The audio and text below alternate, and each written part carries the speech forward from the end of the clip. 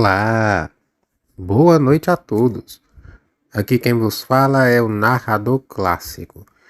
E no vídeo de hoje vou trazer para vocês, um vídeo inédito, é claro, um vídeo sobre contando a história do clã chamado Dragões Vermelhos. Você já conhecia esse clã? Aposto que não. Então, se você quer ficar saber das curiosidades, como é que esses vampiros vivem hoje em dia, já vai se inscrevendo no canal. Fica até o final do vídeo, porque tem muita informação importante. Às vezes o pessoal fica me fazendo pergunta aqui nos comentários que já foi respondido no vídeo. Então assiste, porra, assiste até o final, tá bom? Com toda a minha delicadeza e todo o meu resplendor, peço também que você, se gosta do canal, dá o hype no vídeo. Se quiser contribuir também, vira membro, enfim, toda essa conversa daí. Agora, sem enrolação e delongas, vamos para o vídeo. Você acredita conhecer todos os horrores escondidos nas sombras? Acredita que a Camarilla controla o caos? Que os clãs que conhecemos são todos os que restaram? Mas não, jovem mancebo. Há algo que nem mesmo os anciões ousam mencionar. Um nome que é até proibido no meio deles, esquecido pelas crônicas oficiais e nos documentos oficiais da organização. Um nome que queima como fogo no sangue dos condenados. Os Dragões Vermelhos. Antes dos Vetri consolidarem o poder, como eu já falei no vídeo sobre eles, antes dos toreadores cantarem sua vaidade, havia fogo, havia loucura, havia os Dragões Vermelhos. Exatamente. Exilados, esquecidos, não por fraqueza, mas por algo muito pior, por terror, por aquilo que despertaram em vários clãs. Eles não caçavam humanos apenas pela fome. Eles o faziam por prazer, por poder e por heresia. Isso mesmo. Se você chegou até aqui, pare, feche esse vídeo, apague ele, porque o conhecimento que eu vou passar para vocês agora pode não apenas condenar a sua alma, mas também atrair os olhos daqueles que ainda caminham entre nós, mesmo que a luz do sol jamais encoste neles. Bom, vou falar para vocês agora sobre a questão dos Dragões Vermelhos, para que vocês entendam a história deles mais precisamente, tá? Muito antes do nascimento da Camarilla, antes mesmo dos clãs que se reconhecerem como clãs oficialmente, havia o caos.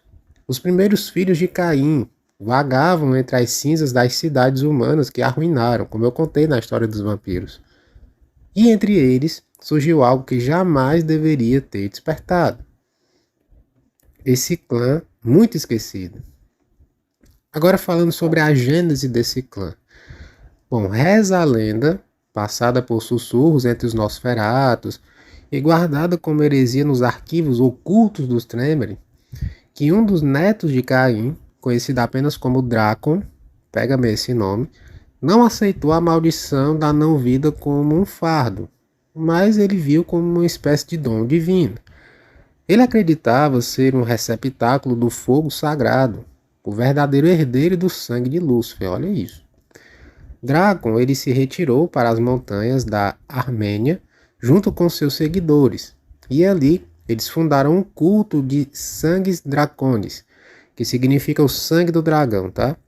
Mas o que começou como uma adoração, logo se tornou algo muito mais sombrio. Sacrifícios, rituais de transmutação da vida e combustão espiritual. Muito sinistro isso daqui. Eles diziam ouvir vozes nas chamas, vozes que vinham das entranhas da própria maldição de Caim.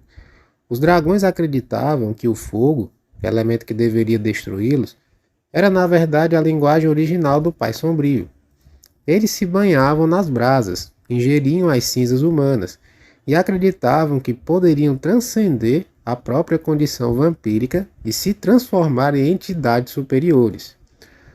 Dráculos, seres de sangue, carne e chama. Era assim que eles se transmutavam. Com o passar do tempo, os corpos dos dragões começaram a mudar. Seus olhos se tornaram vermelhos, como brasa, suas veias pulsavam calor. Seus corações, ainda mortos, às vezes davam batidas breves durante os rituais mais intensos que eles praticavam. A Camarilla chamava isso de blasfêmia biológica. Os Tzimisce chamariam de evolução, mas ninguém ousava se aproximar deles, porque a cada século que passava, os dragões pareciam menos humanos e mais algo ancestral, por assim dizer, estavam mudando fisicamente. Foi então que, a partir disso, os clãs se uniram, pela primeira vez em muito tempo. Não por causa de poder, mas por medo mesmo. Os relatos de vilarejos inteiros desaparecendo, a chama que consumia a alma, crianças marcadas com símbolos dracônicos e sumindo também. Isso levou a um pacto silencioso. Os dragões vermelhos tinham que ser eliminados. Mas obviamente que isso não foi fácil. Um dragão vermelho não morre com estacas ou com decapitação como os outros vampiros. Nada disso. Muitos, ao serem destruídos, explodiam em chamas espectrais que queimavam seus caçadores vivos. Tá? Para cada caído, 3 anciões da Camarilla morriam. Ou seja, os caras eles caíam atirando, literalmente. Quando a destruição não foi possível, veio o exílio. A Camarilla criou um ritual oculto, com o auxílio de certos Tremere dissidentes, que permitia lacrar os dragões entre realidades. Eles foram enviados para regiões chamadas de fendas rubras, tá? Interstícios do mundo físico, onde o tempo não passa e o sangue continua queimando eternamente. Mas nada permanece trancado de fato.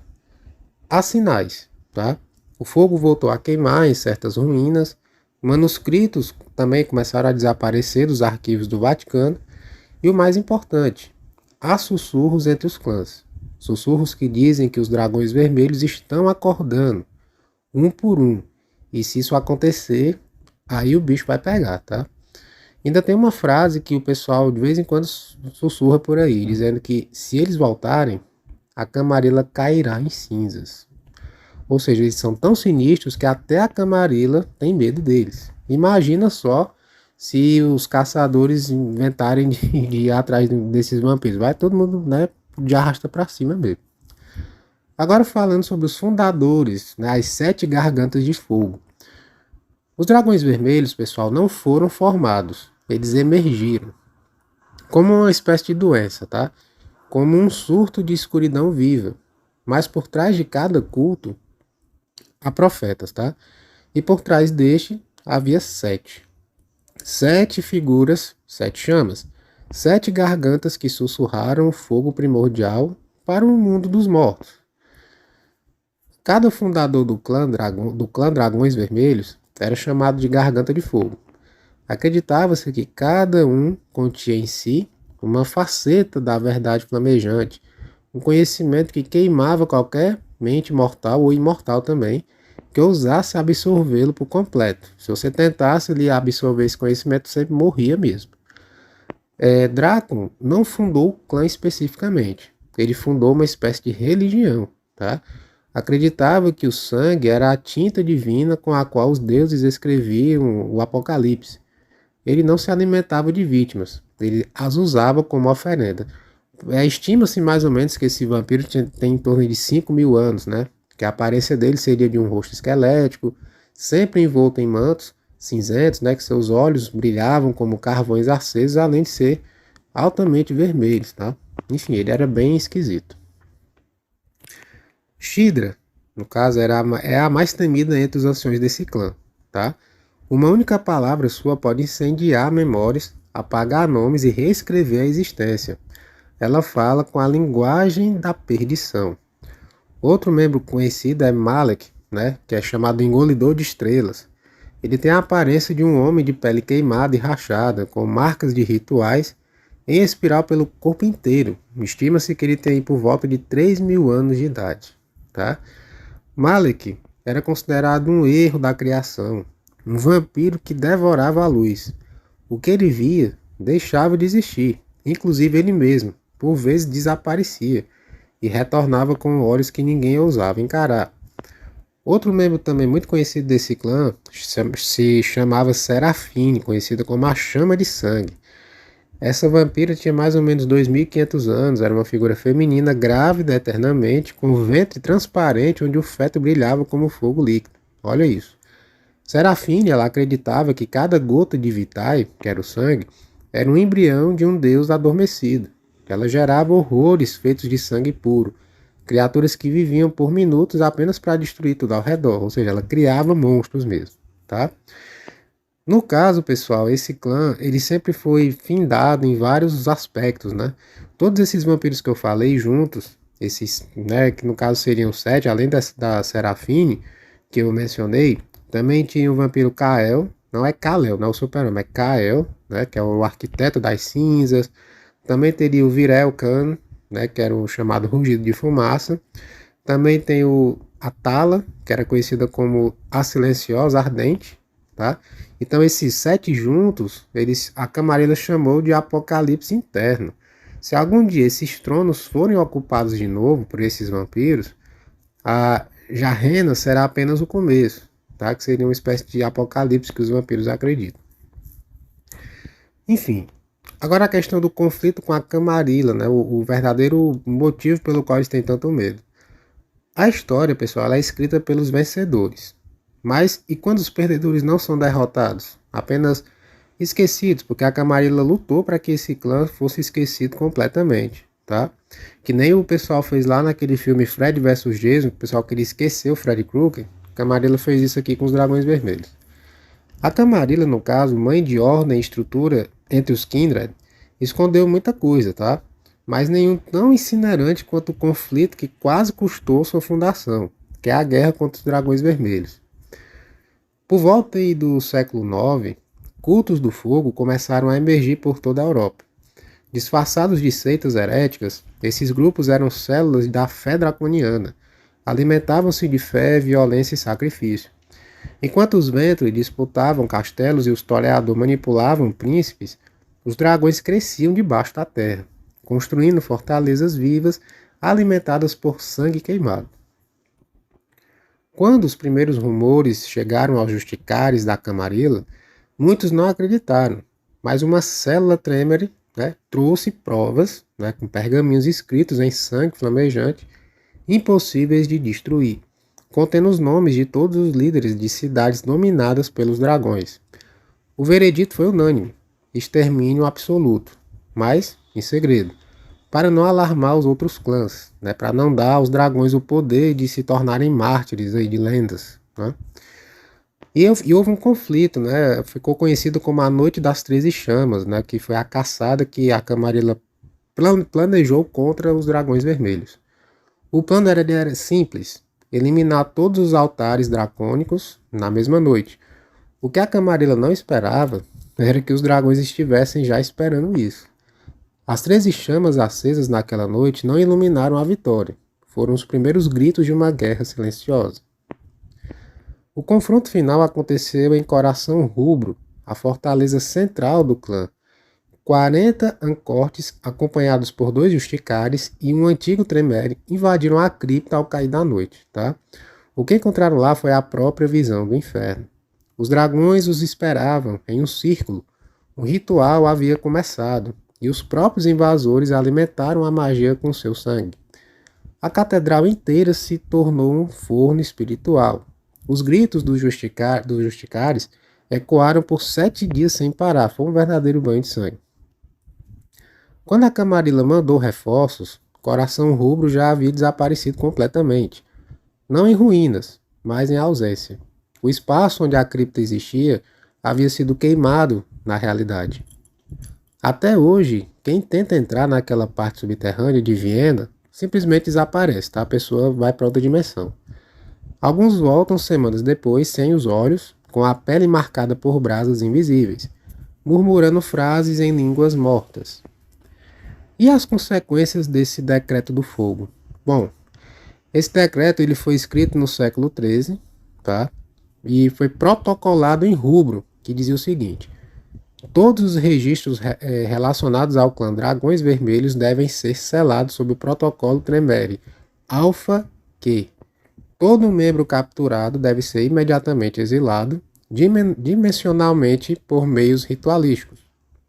Qualquer membro da Camarilla que tentar estudar ou reproduzir os rituais dos dragões será considerado traidor e executado em julgamento, tá?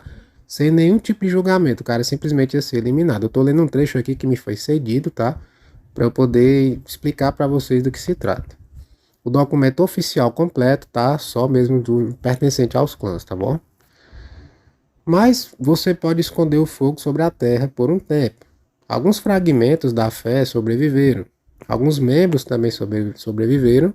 E alguns filhos foram feitos. E agora, 1000 anos depois, alguns deles acordaram em pesadelos, queimam suas celas e se lembram. Pois é, isso é complicado. Bom, pessoal, a feitiçaria dos dragões vermelhos é mais antiga que os rituais Tremere, mais brutal que qualquer disciplina tizimice e mais temida que as visões de um Malkav. É uma magia que não se ensina, ela se sente. Ela queima, porque para os dragões o fogo é uma entidade, uma divindade primitiva, um espírito faminto que responde apenas à dor. Essa é a essência dos dragões vermelhos. Tá? É assim que eles gostam de ser, é assim que eles pertencem. Agora falando da biologia desses vampiros, tá? Estrutura corporal, carne, enfim. Os dragões vermelhos não são vampiros comuns, como eu expliquei aqui no início do vídeo. Seus corpos carregam traços únicos, resultado de séculos de mutações, eles sofreram essa mutação. Rituais proibidos e adaptação ao fogo, diferente de outros vampiros que queimam, durante o fogo eles não queimam. Sua biologia mescla matéria orgânica e energia ígnea, que é fogo, tá?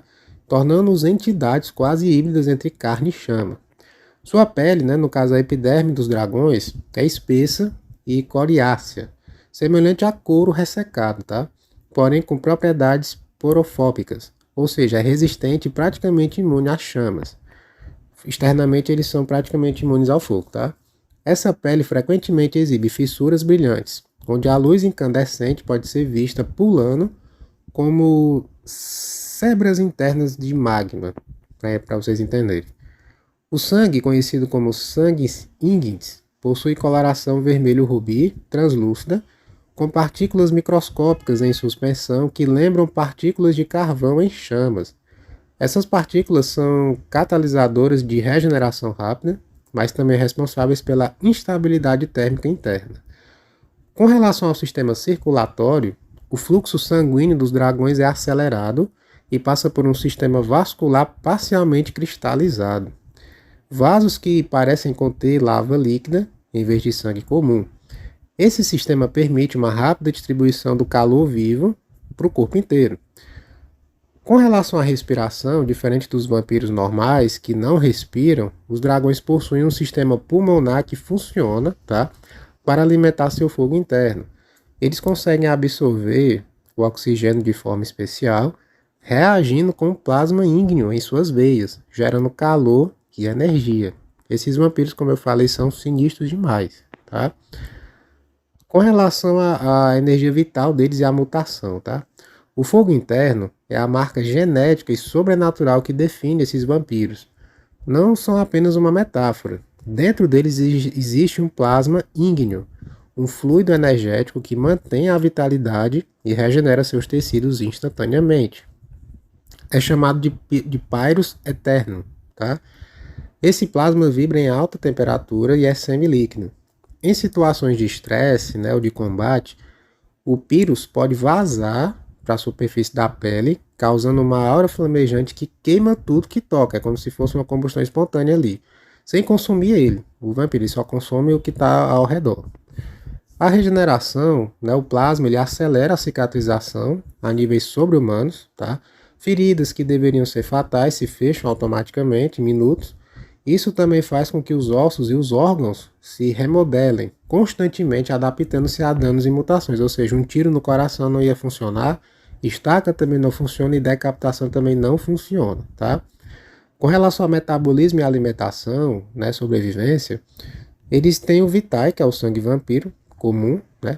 Os dragões consomem substâncias ricas em energia térmica e mineral, como materiais aquecidos, cinzas em ferro e minerais do solo vulcânico, ou seja, eles não se alimentam de sangue como os outros vampiros costumam fazer.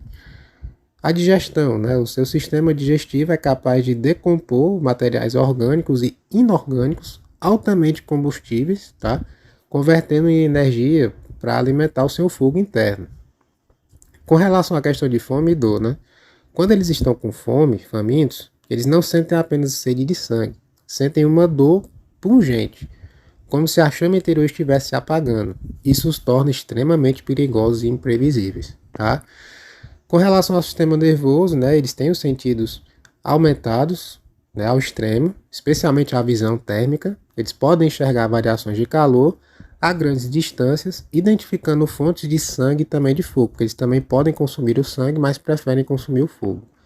Seu cérebro, né, as partes do sistema nervoso, contém estruturas chamadas de nódulos de Brasa, que armazenam energia psíquica sob a forma de calor latente. Isso permite para o vampiro conexão com a consciência do fogo, que é uma entidade semi-espiritual ligada a esse clã. E a questão da mutação e a adaptação, que é a metamorfose ígnea que eles chamam, em momentos de crise ou rituais, o dragão pode alterar temporariamente a sua forma física, partes do seu corpo, se transforma em fogo puro, como lâminas flamejantes ou escamas de magma. Ou seja, os caras são muito apelão. Você vai brigar com um vampiro desse, você já tá fudido, você já começa perdendo, tá? Com relação à resistência, como eu falei, eles são resistentes, imunes a venenos comuns, imunes às doenças típicas que poderiam afetar algum vampiro, mais vulneráveis à água pura, magias de gelo e qualquer coisa que relacionada à indução ou até mesmo à diminuição de chamas. Eles têm essa fraqueza. Com relação aos seus olhos, eles têm olhos avermelhados, variando da cor âmbar ao carmesim, com pupilas que podem se dilatar em chamas vivas. Em momentos de emoção extrema, a respiração exala vapor e faíscas, né, criando um efeito assustador para quem vê. Com relação à pele, as cicatrizes aparecem como fissuras negras que brilham em vermelho quando eles estão ativados, né, ou se alimentando ou estão em combate, tá? Enfim, essa é a descrição física dessas criaturas. E para estar concluindo esse vídeo, né, os dragões vermelhos não são apenas um clã esquecido pelo tempo. Eles são o fogo primordial que nunca se apaga, a força selvagem que arde nas sombras da noite. Exilados pela Camarilla, caçados e renegados, eles persistem, carregando dentro de si o fogo da destruição e da renovação. Um fogo que queima não só a carne, mas a própria essência que significa ser vampiro. Em um mundo que busca a ordem, eles representam o caos. Em um mundo que teme a escuridão, eles são a chama que ilumina a verdadeira face desse terror. E assim, enquanto você assiste esse vídeo, talvez o calor deles esteja mais próximo do que você imagina, porque o fogo nunca morre. Eles apenas esperam a hora certa para queimar tudo novamente. E se você gostou desse mergulho nas sombras dos dragões vermelhos, deixa aí seu like, compartilha, se inscreve para não perder os próximos segredos obscuros do mundo dos vampiros. E me conta aí nos comentários o que você faria se encontrasse um dragão vermelho. Diz aí pra mim. Até a próxima, cuidado com o fogo e é com essas palavras que eu vou deixando vocês por aqui. Fiquem todos na paz e até breve, meus pequenos.